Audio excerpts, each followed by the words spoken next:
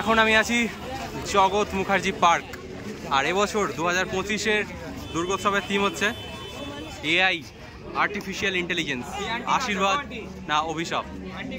তো প্যান্ডেলে ঢোকার মুখেই দেখতে পাচ্ছ বিভিন্ন এআই এর সার্কিট ডিজাইন, যেন আমরা একটা অন্য জেনারেশনের জগতে চলে এসেছি, আরও 50 বা 100 বছর এগিয়ে এসেছি।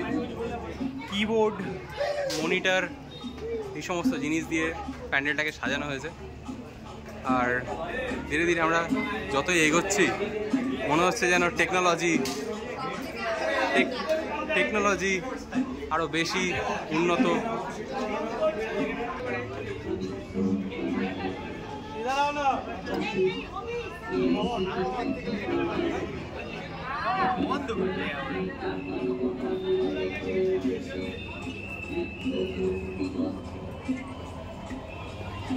মাটির মধ্যে মানুষের মুখ,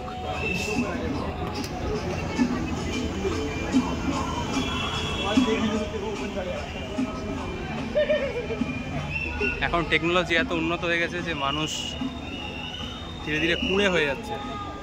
অনেকে মনে করছে যে এটা ভালো, কিন্তু মানুষ শারীরিক পরিশ্রম করা বন্ধ করে দিচ্ছে।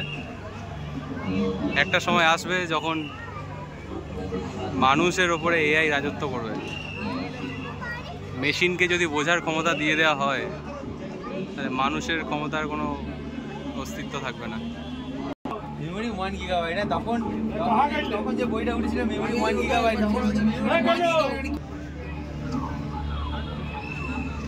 প্যান্ডেলটাকে এমনভাবে সাজানো হয়েছে যেন আমরা একটা অন্য জগতে, যেখানে ফুল অফ টেকনোলজি,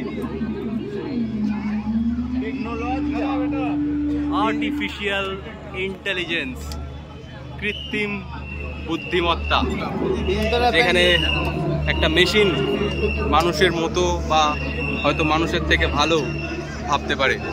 যেমন এখনকার দিনে চ্যাট জিপিটি মতো প্রচুর এআই সফটওয়্যার বেরিয়েছে, যেগুলোর উপর মানুষ অনেকটা নির্ভরশীল হয়ে পড়েছে। যদি চ্যাট জিপিটি থেকে কোনো ভুল উত্তর দিয়েও দেয়, মানুষ সেটাকে বিশ্বাস করবে যে ঠিকই বলছে।